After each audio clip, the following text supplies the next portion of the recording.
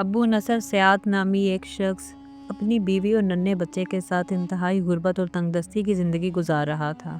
گھر میں فاقوں کی نوبت آ چکی تھی، کئی دن چولہا نہیں جلتا تھا۔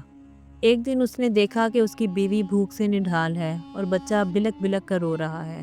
ابو نصر کا دل ٹوٹ گیا اور وہ بے بسی کے عالم میں گھر سے باہر نکل آیا۔ آنکھوں میں آنسو اور دل میں پریشانیاں تھیں۔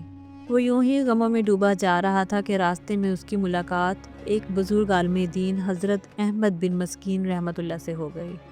ابو نصر نے بے اختیار کہا، اے شیخ، میں دکھوں کا مارا ہوں، غموں سے تھک چکا ہوں، مجھے کوئی راستہ دکھائی نہیں دیتا۔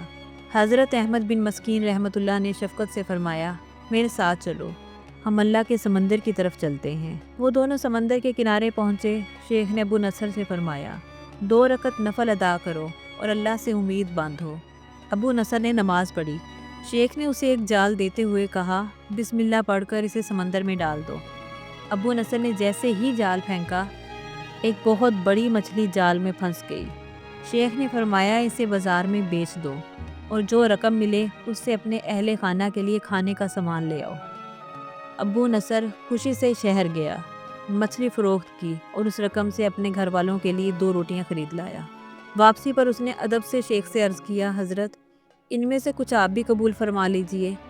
شیخ مسکرا کر بولے، اگر تم صرف اپنے لیے جال پھینکتے تو شاید کچھ نہ ملتا۔ اللہ نے یہ رزق اس لیے دیا ہے کہ تمہارے دل میں اخلاص پیدا ہو۔ یہ روٹیاں اپنے گھر لے جاؤ۔ ابو نصر روٹیاں لے کے گھر کی طرف چل پڑا۔ راستے میں اس نے ایک عورت کو دیکھا جو بھوک سے رو رہی تھی۔ اس کے ساتھ اس کا چھوٹا سا بیٹا بھی بیٹھا تھا، کمزور اور بے حال۔ ابو نصر رک گیا۔ اس نے اپنے ہاتھ میں روٹیاں دیکھیں اور دل میں سوچا، اس عورت کے بچے اور میرے بچے میں کیا فرق ہے؟ بھوک تو دونوں کو لگی ہے، درد تو ایک جیسا ہے۔ وہ عورت کے آنسو نہ دیکھ سکا۔ ابو نصر نے روٹیاں آگے بڑھاتے ہوئے کہا، یہ لو، خود بھی کھاؤ اور اپنے بچے کو بھی کھلاؤ۔ عورت کے چہرے پر خوشی پھیل گئی اور بچے کے لبوں پر مسکراہٹ آ گئی۔ ابو نصر کے ہاتھ خالی ہو گئے مگر دل بھر آیا۔ وہ غمگین دل کے ساتھ گھر کی طرف چل دیا کہ اب اپنی بھوکی بیوی اور بچے کا سامنا کیسے کرے گا۔ اسی دوران اس نے راستے میں ایک منادی کرنے والے کو آواز لگاتے سنا، کیا کوئی ہے جو مجھے ابو نصر سے ملا دے؟ لوگوں نے کہا، یہ رہا ابو نصر۔ منادی نے کہا، تمہارے والد نے آج سے 20 سال پہلے میرے پاس 30,000 درہم امانت رکھوائے تھے۔ میں تمہیں ڈھونڈ رہا تھا، آج تم مل گئے، یہ لو تمہارا حق۔ ابو نصر حیران رہ گیا۔ وہ کہتا ہے، میں ایک لمحے میں فقیر سے امیر ہو گیا۔ اللہ نے میرے لیے رزق کے دروازے کھول دیے، میرے گھر بنے، تجارت پھیلی اور میں صدقہ دینے لگا۔ لیکن پھر وہ کہتا ہے کہ ایک دن میں نے خواب دیکھا کہ قیامت کا میدان ہے، ترازو نصب ہے اور میرا حساب ہو رہا ہے۔ نیکیوں اور گناہوں کو تولا گیا تو گناہوں کا پلڑا زیادہ بھاری نکلا۔ میں گھبرا کر بولا، میرے صدقات کہاں گئے؟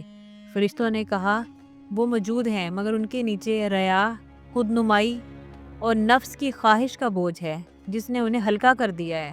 میں رو پڑا، یا اللہ، میری نجات کیسے ہوگی؟ تب منادی نے پکارا، کیا اس کا کوئی اور عمل باقی ہے؟ ایک فرشتہ بولا، ہاں، اس کی 2 روٹیاں بھی باقی ہیں جو اس نے ایک بھوکی عورت کو دی تھی۔ وہ 2 روٹیاں رکھی گئی تو نیکیوں کا پلڑا کچھ اٹھا مگر برابر نہ ہو سکا۔ پھر منادی نے پوچھا، کچھ اور؟ فرشتہ بولا، ہاں، اس عورت کے آنسو۔ عورت کے آنسو پلڑے میں ڈالے گئے تو ترازو برابر ہو گیا۔ پھر منادی نے پوچھا، کچھ اور باقی ہے؟ فرشتہ بولا، ہاں، اس بچے کی مسکراہٹ۔ جیسے ہی بچے کی مسکراہٹ رکھی گئی، نیکیوں کا پلڑا اور بھاری ہو گیا۔ منادی نے اعلان کیا کہ یہ شخص نجات پا گیا۔ ابو نصر کہتا ہے کہ میری آنکھ کھل گئی، میں کانپ اٹھا اور سمجھ گیا کہ اخلاص کے ساتھ کیا گیا چھوٹا سا عمل بھی اللہ کے ہاں پہاڑ کے برابر ہے۔ اگر آپ کو یہ سبق آموز کہانی اچھی لگی ہو تو لائک، شیئر اور فالو ضرور کریں، کیونکہ نیکی کبھی ضائع نہیں ہوتی۔